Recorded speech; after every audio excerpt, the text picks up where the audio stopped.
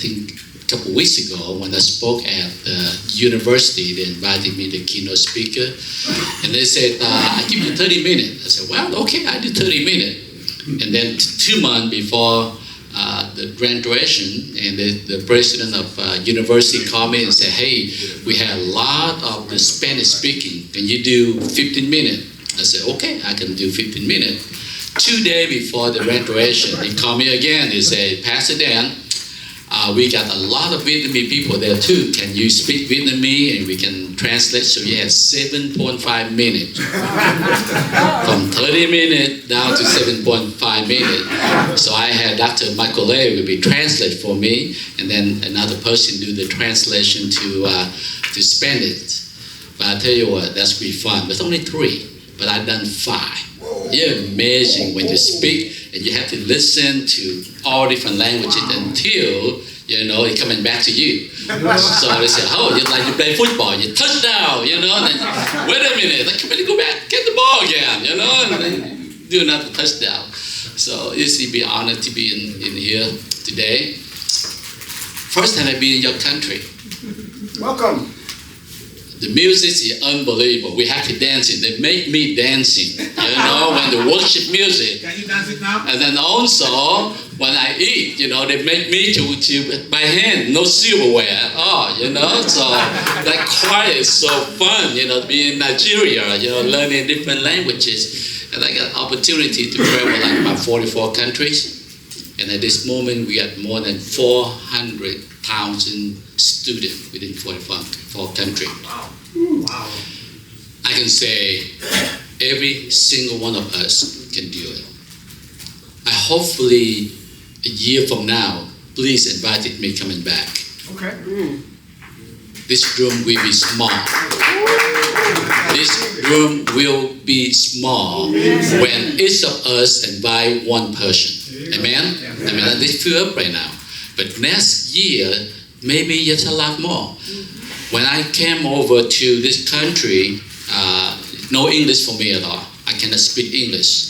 So I born and raised from Vietnam.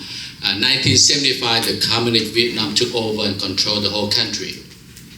And then my dad received a phone call and said, Pastor, you need to take your family out of the country because my dad, he got the big church, so all missionary, all different countries coming in and stay in our campus. So Communist Vietnam labeled us the CIA. So the ambassador, a good friend of my dad, he said, Pastor, you need to get out because you on the blacklist. If they capture you and your whole family, they execution you. But then, we had the letter. I still had the letter in my house, and the letter said, anything happened to Vietnam, U.S. will be come to my daddy church and take the whole family out. But the 48 hour, the last president of Vietnam, you try to chase everybody.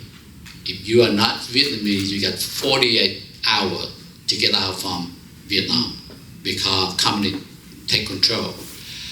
So we are the classified number 3. So number 1 is for U.S. citizen. The number 2, level 2, is you work with American. And level 3, we are related only. So the first one and second one, they got like 10,000 of Americans. They need to take them out from Vietnam. So ambassador called my dad and said, they had a little boat in Saigon River. Take your family there. Tell them I am the one who to send you there. So my dad said, well, I have 40 people. We had 10 pastors with their family. So all of us, 40 people, can they take them all? If not, I have to stay. I cannot go all by myself. So they said, yeah, I think they can handle 500 people. And when we get to Saigon River, we got into the wrong boat. And we get into the wrong boat, all M16 point to us, And my dad said, oh, wow, They said, where you guys going? And my dad said, well, the ambassador told us to come over. He said, no, this is the wrong boat. So we took off. And looking for the right boat. So we finally got into the right boat. 2 days later, that boat on that day, they get out from Saigon, and 2 days later, they towed the boat back to Saigon River. And every single one of men, women, children in that boat got killed. So they say, well, if you try to get out from Vietnam, you end up the same way. So we had like no hope. And you see, our children right now, without hope, they're going to kill themselves. That's why Jesus came and gave us hope. That's why businessmen, the Christian businessmen, this is the full gospel businessmen and women. We all got a job to do to bring hope to the hopeless. May 1st, 1975, 3 o'clock in the morning, I heard the engine of the boat just start brumming, and then they're moving. And then the guy came to my ear and said, if you love your parents, love your family, keep quiet and go down to the bottom of the boat and hide it. So everybody tried to claim that, we had to try to get down. And I can say, they're about this side of the room with 500 people. So we just sat like this way here. The boat moving about 3 hours, and they stopped the boat. We got no idea what's going on, and then suddenly, because it's so quiet, we can hear what's going on up there. And the guy said, where you guys going? And the captain of the boat responded back, we are the communists. We got the order to go out to the river and patrol the river. So they let them go. After a couple of hours, they stop again. It takes about like 8 hours from Saigon River to the international water. Second time they stop us, same question, same answer. Now we just say, okay, we saw the whole boat, they pulled back a couple of days ago, they killed them all, and now they said they're the common, they control the boat. So they maybe take us to the ocean and kill us all. But then 4 hours later on, they stop the boat again. And this time, they don't believe it. They want to come up to the boat and search the boat. And then it took a lot longer, so quiet, and suddenly the guy had opened the little window and shouting down and said, anybody got anything in red? We need 7 pieces. If not, they kill us all. And my younger brother, the night before, he had so tired and he got sick, so he threw up. So my mom put a red T-shirt and no letter, no picture, just solid red T-shirt. You see, Jesus prepared for every single move, everything. Sometimes we don't know, but he knows everything. My mom pulled him out, cut 7 pieces, tore them up, then let us go. Because the comedy, they have to have the banner. Or they have to have something to say they are red comedy. So that's why the boat guy don't have it. That's why they say, well, you guys not one of us. And finally, the Lord led us to the international water. And I remember at 15 and a half years old, when we got to international water, and I heard people shout and say, we are free, we are free. And then everybody, one by one, we just get to the ladder and try to climb up, but they're so quiet. Until 15 and a half year old young boy, I put my hand like about up to here, and I saw the gun pointing right my head. I saw the separate man and woman, and they let us know they are hijacked the boat because the owner had left the boat. So the group of Chinese, Vietnamese, Chinese had hijacked the boat. And they said, if you guys not follow what we tell you what to do, and I go ahead and kill you guys. So everybody kept quiet. My dad, I remember my dad stood up and said, everybody, we are international water right now. If we stay in Vietnam, we die anyway. But we still have hope. Listen to them. God be with us. Keep going. So, 4 days, we finally figured out the captain of that boat never, ever handed the boat out to the ocean. He only in the lake, in the river of Vietnam only. So we had lost. Day number 5, we got lost. Number 6, we got lost. To the day 26, the captain told with us and said, we going to run out of food and water. And this is the announcement. And the 15 and a half year still seem like, like yesterday in my ear. If any one of you die, we're going to eat you to survive. And that moment is the most scary moment in my life. I look at my dad, look at my mom, and I look at my family, and I look at people around. I say, I cannot eat them. What do you think, I stand right here and say, you know what? Tomorrow, I'm going to eat one of you guys. What do you think about that? But 15 and a half year old, that's what's scary. And I pray, I say, Jesus, let me, the first one, going to die. Because I don't want to eat my dad, my mom, my family. It cannot be, or anybody. I just see the blue sky and the blue water. But the day 27, just like the song you did early, when we shout, God hear us, He rescue us. The day 27 is amazing. The turning point in my life when U.S. Navy came in with the American flag. The guys, American, he spoke Vietnamese accent, English accent, whatever we call. I'll share with you, why I still got my accent. He said, where you guys going? And I remember when I look at that American flag, I just feel freedom. Truly freedom. I never cried for that, like the baby, because I smell freedom. Ladies and gentlemen, freedom is not free. I can see most of us, this country, we from another country, we come over here.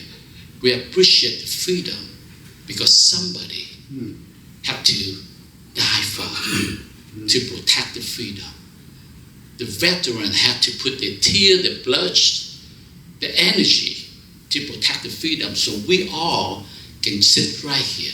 I can say nobody can appreciate freedom more than most of us. We are from another country. I've been in Kenya, Nigeria, Congo, Vietnam, name it.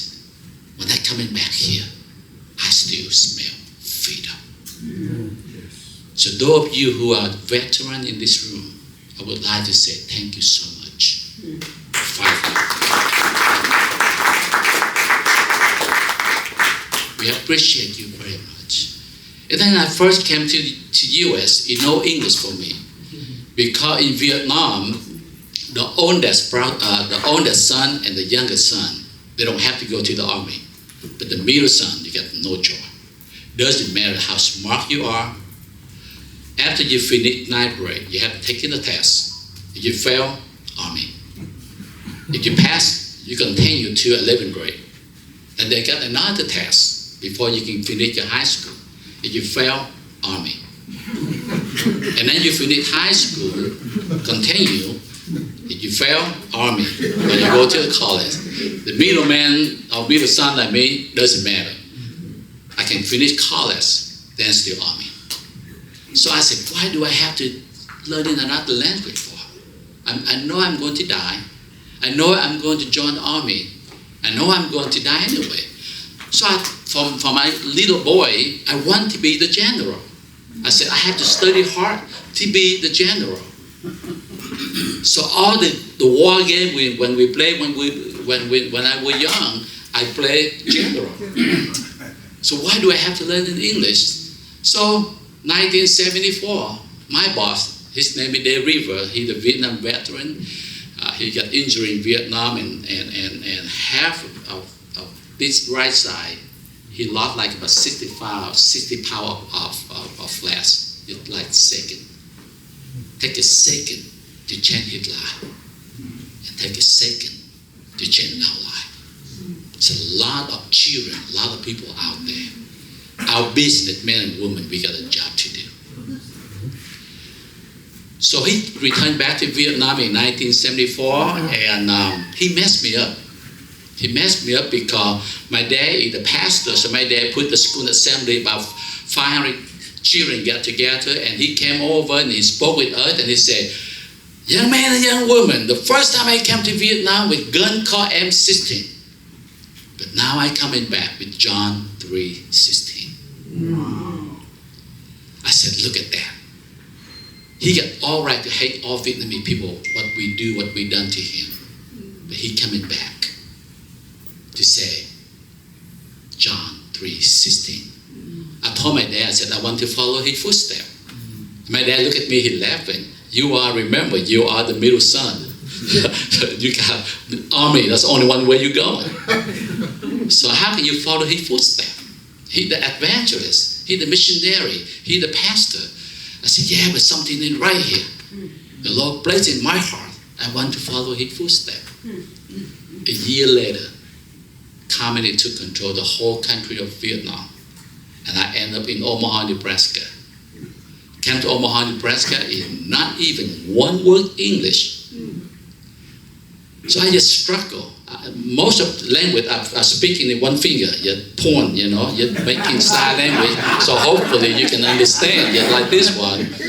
And we go to McDonald's, you're porn, hopefully they got the right finger, point to that picture. If not, we're in trouble. So a lot of food, I got no idea what I said, well, I point that picture, why they give me this, maybe wrong direction in my finger point.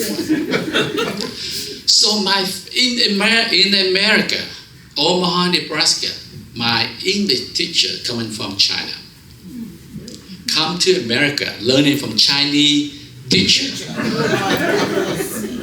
So I got Vietnamese accent, then I got Chinese accent, and now I moved to Texas, I got Texan accent too. So I have to speak it in tongues. So if you don't understand me, try it.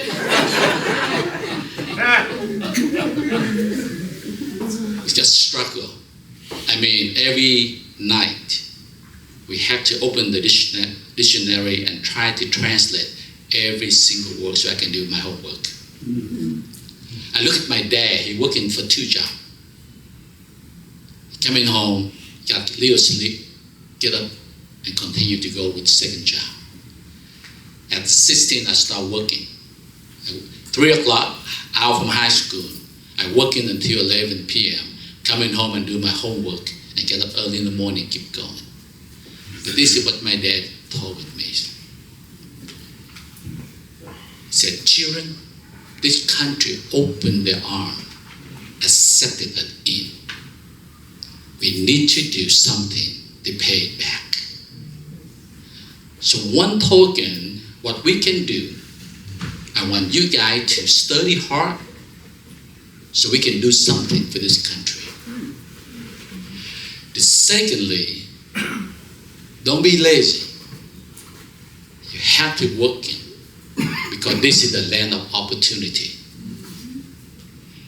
And number 3, I don't want any of you to collect food stamp and welfare. Let the people who need it need to use it now. If you still have 2 arms, 2 legs, working. Until now, 50 years I came to this country, my whole family, we not even collect a penny on food stamp. And not even collect a penny for welfare.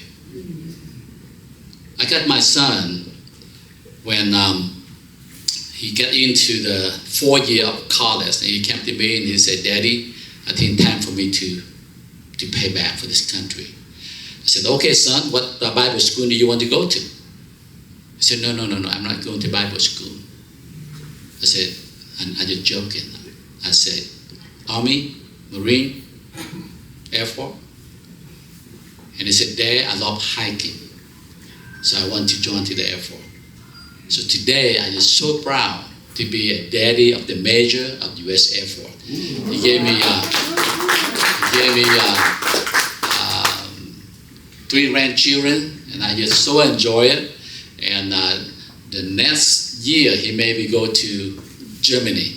So I maybe have to go and see him, for that far. I said, why don't you go to Hawaii? So I can have excuses to go to Hawaii to see you. Why Germany? That's really far,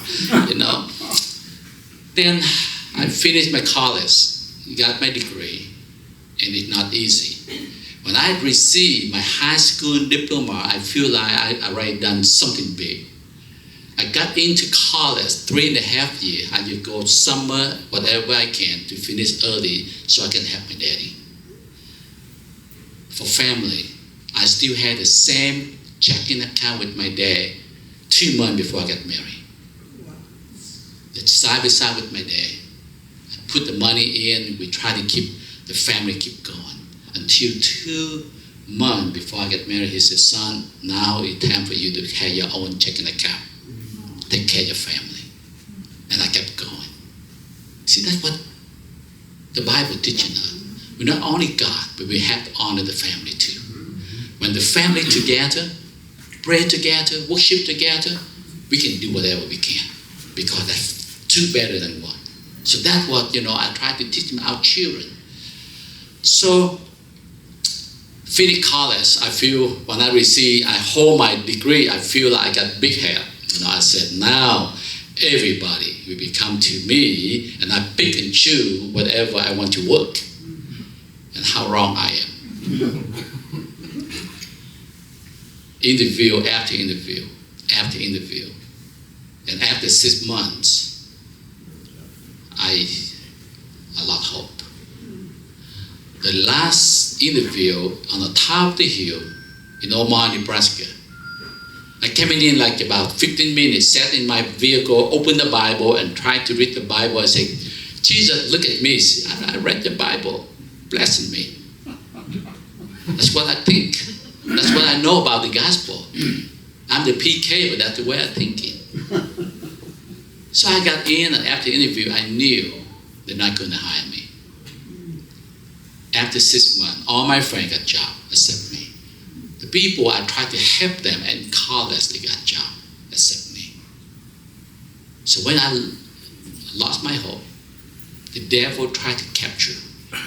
The voice come to my ear and said, you got accent. Why do they hire you? They got a lot of English speaking. Why they hire, They don't understand what you're talking about. The best of the best. You hit that tree, and then your life will be, you don't have to worry a thing. And shame on me, I did.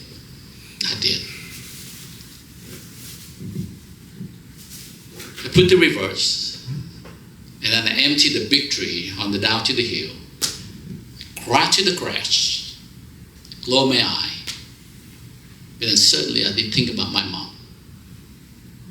So Mom, you are so special. But he said we cannot do anything without women. Yes, it is. My wife still stand behind me. The most successful businessman, we had a great lady behind us. Amen? Amen. So think about my mom. I don't think about Jesus. Don't think anybody else. My mom. I said, my mom, she suffered. In Vietnam, she's not working. But now she came to U.S. She working. When she came in home, she have to rest at least a couple hours before she can cook dinner for us. And I just try to study because I don't want my mom working. I said, Mom, I want you to stay home. Take care whatever you can. Let me work. I think about my mom.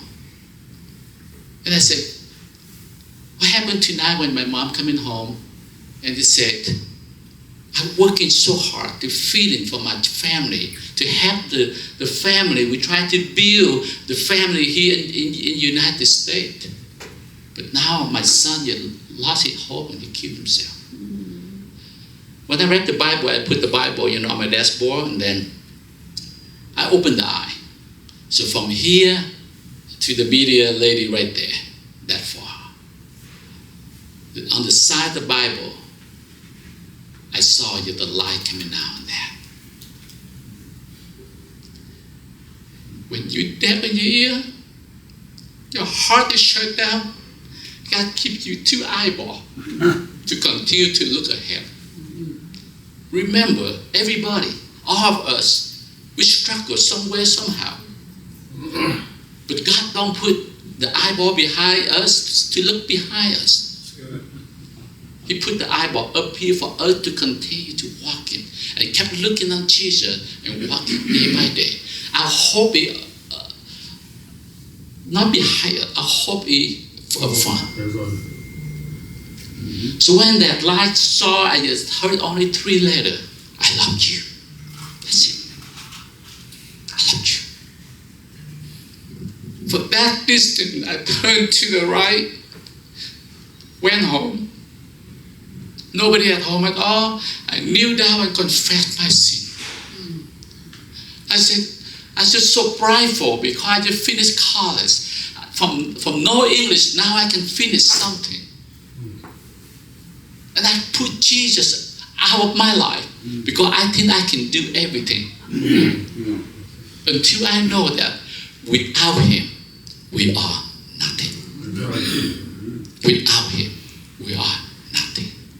It doesn't matter, you billionaire, you're successful, but He takes your health away, then we have nothing. The man, Steve Jobs, with the big guy with Apple, when he had cancer, he said, I give half of whatever I have to any doctor can take care of my cancer. But he forgot one thing. Rather than go to the doctor, you need to go to Jesus, not man.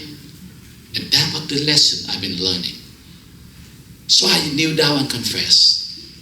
And then I got a phone call.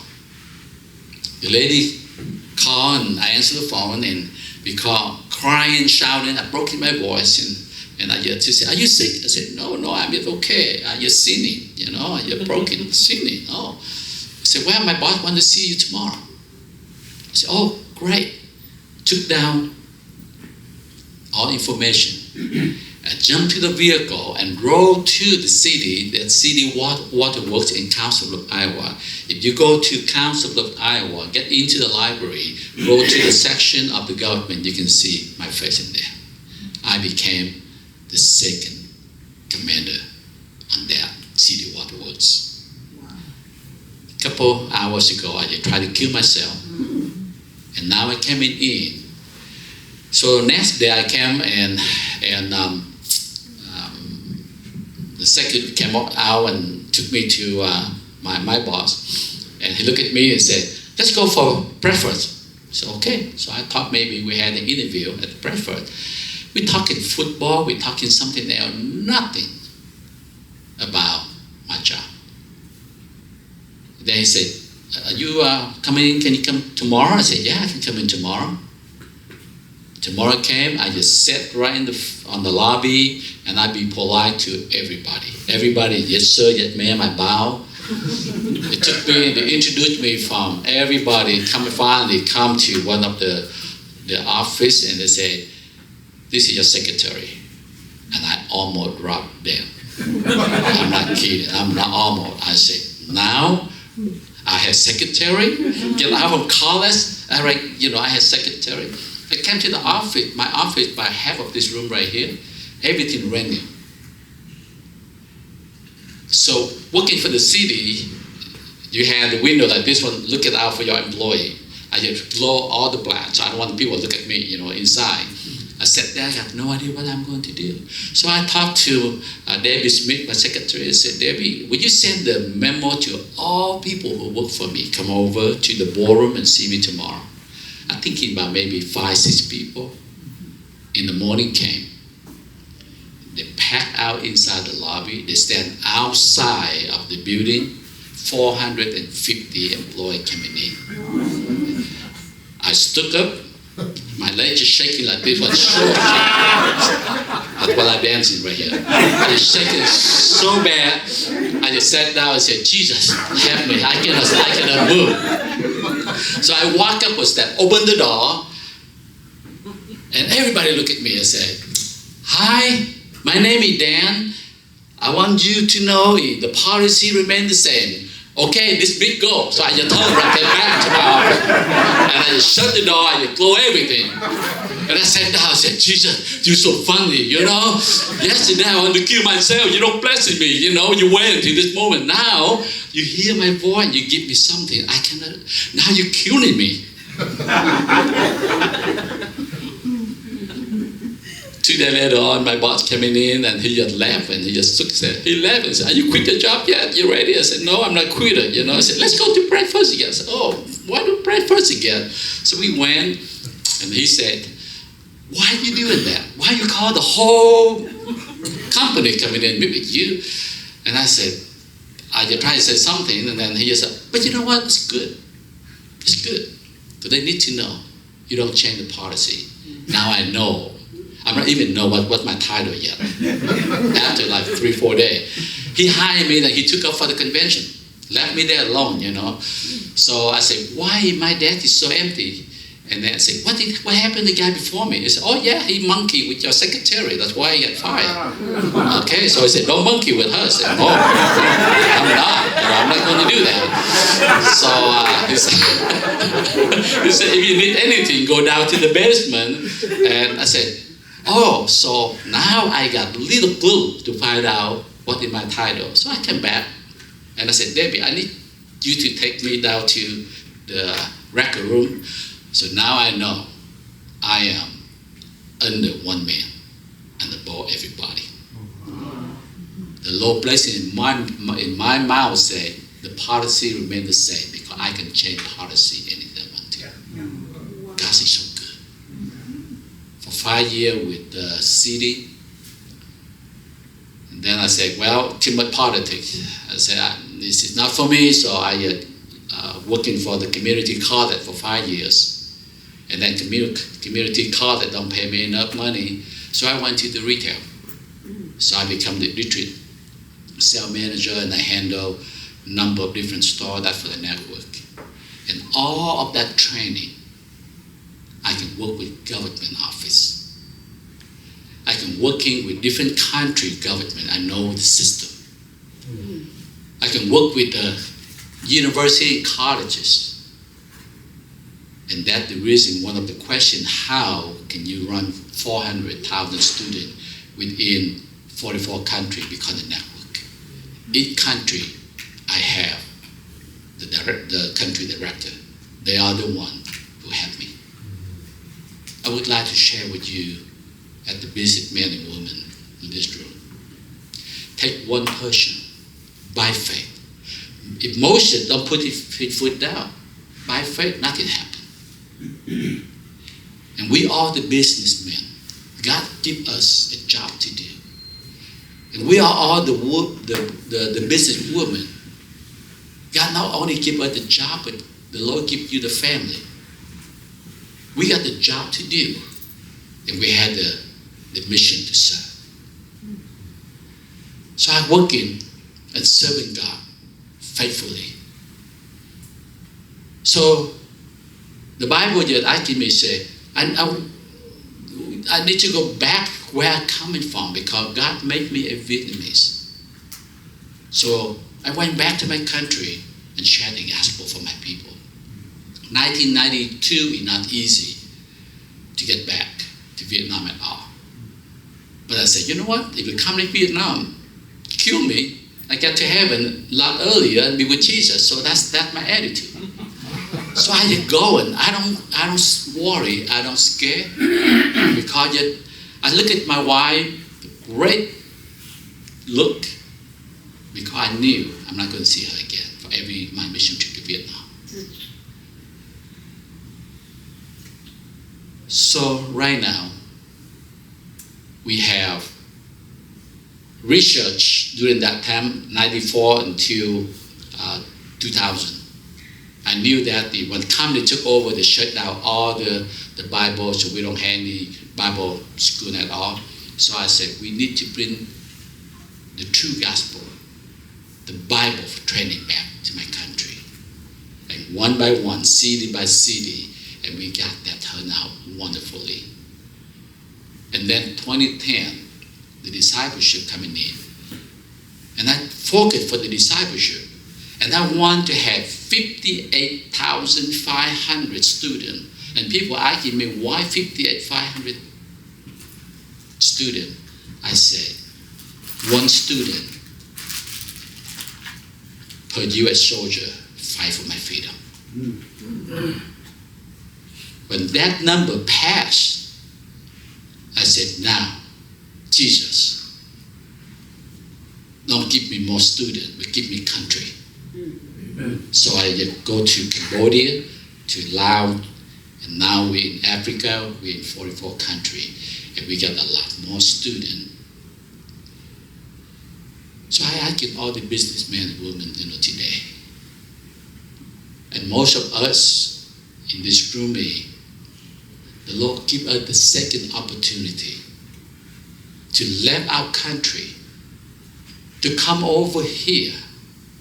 It's nothing wrong for luxury, enjoy it, eat, great food. We had, today, chicken is my favorite. He said, I don't know how many chicken had to die for all the Christian people, because we love chicken every country we went. That chicken we ate a lot. But we here at the businessman and woman that want you to learn, and then go back to your country to share the gospel and discipling them, teach them to go different country, continue to serve. We had a great commission to obey. As a Christian, we had a great commission to obey. You like it or not, doesn't matter what country. When I came to the United States, I heard the language most of you can hear, permanent resident, right? No, it's not. A permanent resident in heaven. Man, not on this earth. We're here to learn. We're here to serve. The job not even done yet. The businessman, woman, you got a big job to do, because when we call the full gospel businessman and woman, we're talking about you have job, you need to share that. You need to shine in at your workplace. If you have the employee, let them take a look good about you. You the big boss. Are you the boss? When the vice president said, don't call me big boss, I said, yeah, well, you're the boss, but we had king of king. We had king, but the king of king is the big boss, all right? Big boss. But how is your light shining at your workplace is so important. How the American people can see, they open their arm and give us the second opportunity to do what? To shine in Jesus through our heart, to let them see that we appreciate them. And then we learn whatever we can learn. And we go take that back to our country, and then we teach our children for the next journey.